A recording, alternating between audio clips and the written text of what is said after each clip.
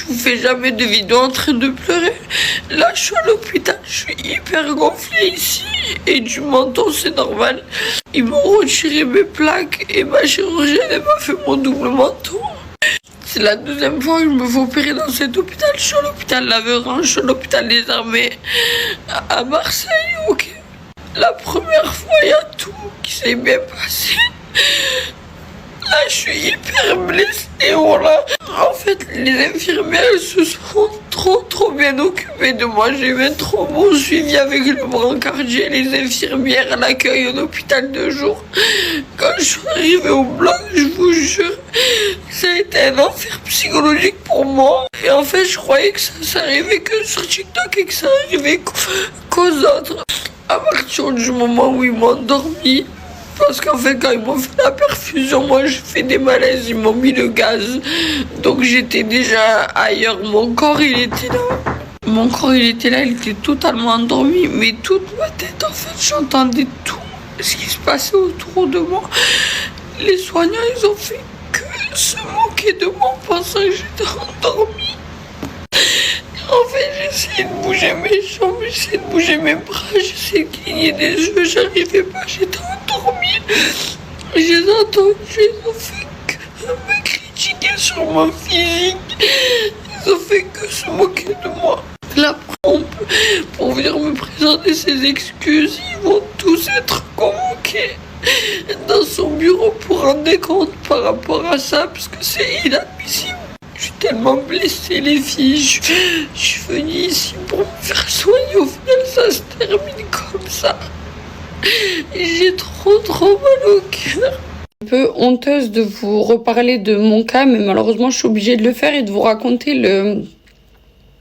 mon entrée à l'hôpital, qui a été l'un des pires jours de ma vie. Donc j'ai subi une chirurgie réparatrice il y a quelques mois. Donc là, il fallait simplement retirer mes plaques et mes vis. Donc au niveau de mon nez, au niveau de mes joues, c'est pour ça que je suis hyper gonflée. Je suis désolée si ça peut en choquer, en heurter certains.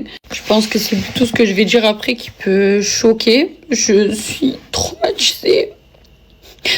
Je vais essayer d'être claire et d'être compréhensive dans mes mots sans trop pleurer. Ce qui m'est arrivé, c'est que ils m'ont mal anesthésiée et que pendant l'opération, j'étais réveillée, j'étais consciente.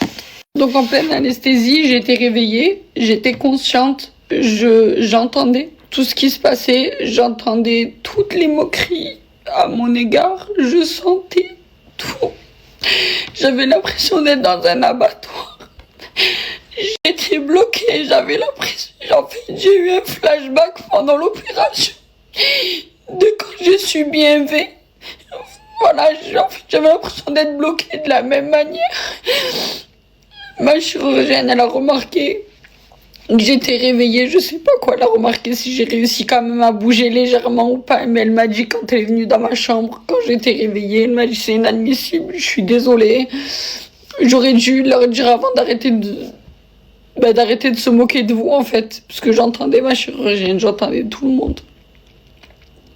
Tout le laps de temps où j'étais réveillée, tout le temps de l'opération, ils se sont moqués de moi, ils se sont moqués de mon physique, ils se sont moqués de mon visage, ils se sont moqués de mes lèvres. Ils ont, en fait, dès qu'il y en avait qui disaient quelque chose de méchant, qui faisait une blague sur moi, il y en avait un, moi j'étais clouée dans le lit et j'entendais tout.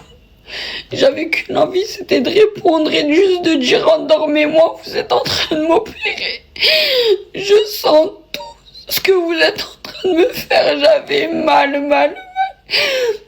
Les moqueries, je m'en fous, c'était hyper humiliant, ils ont été violents, ils ont été blessants, ils ont été négligents. J'ai été super gentille avec eux, moi je leur ai témoigné tout mon respect. Tout le respect que j'ai envers les soignants, que j'ai envers les militaires, que j'ai envers tout le monde.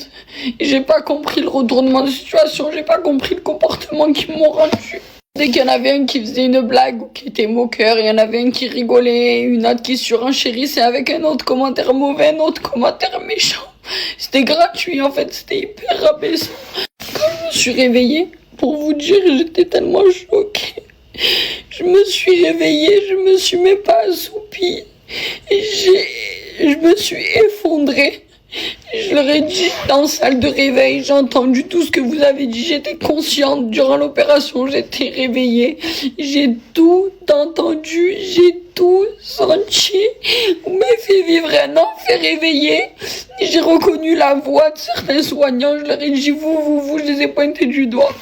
Et il s'avère que c'est remonté jusqu'au chef de service, au chef des anesthésies, et pour qu'eux se déplacent et viennent présenter leurs excuses. C'est vraiment que c'est poussé et que ça s'est avéré.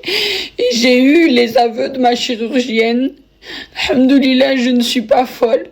Ce qui s'est passé, c'est très grave de se réveiller en pleine chirurgie. Ça n'arrive pas qu'à moi.